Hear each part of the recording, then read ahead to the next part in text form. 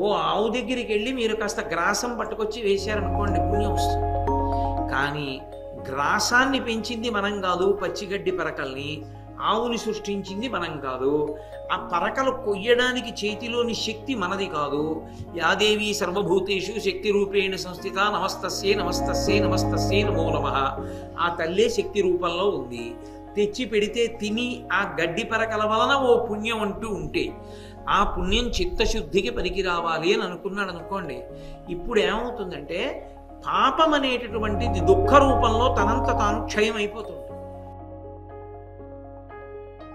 పుణ్యాన్ని చిత్తశుద్ధి కొరకు వాడుకోవాలి అని నిశ్చితంగా సంకల్పం చేసుకుని పరమేశ్వరుడికి ధారపోసేశాడు అనుకోండి.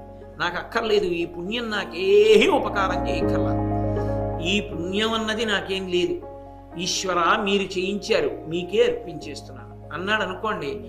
భగవంతుడి యొక్క అనుగ్రహానికి పాత్రుడు.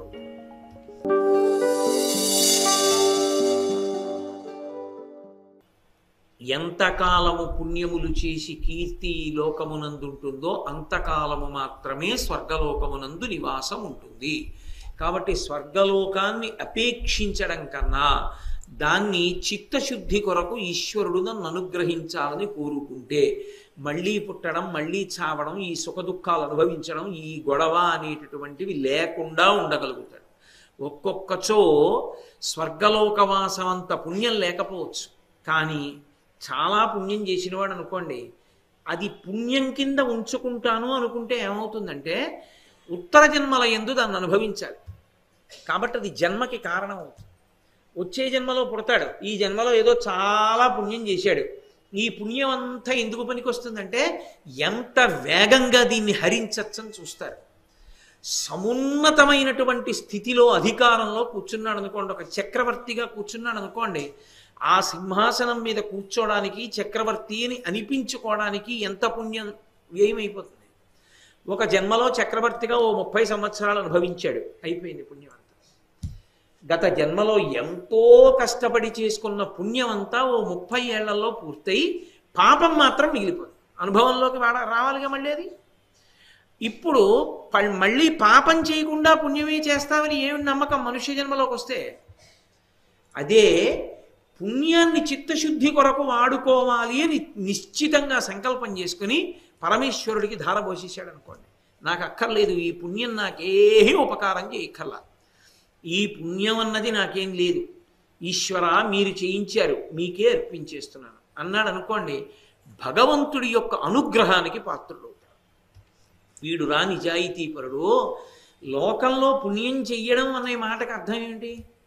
ఓ ఆవు దగ్గరికి వెళ్ళి మీరు కాస్త గ్రాసం పట్టుకొచ్చి వేశారనుకోండి పుణ్యం వస్తుంది. కానీ గ్రాసాన్ని పెంచింది మనం కాదు, పచ్చిగడ్డి పరకల్ని. ఆవుని సృష్టించింది మనం కాదు. ఆ పరకలు కొయ్యడానికి చేతిలోని శక్తి మనది కాదు. యాదేవి సర్వభూతేషు శక్తి రూపేణ సంస్థిత నమస్తస్యే నమస్తస్యే నమస్తస్యే నమో నమః.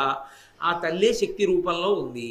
తెచ్చి పెడితే తిని ఆ గడ్డి పరకల వలన ఓ పుణ్యం అంటూ ఉంటే ఆ పుణ్యం చిత్తశుద్ధికి పనికి రావాలి అని అనుకున్నాడు అనుకోండి.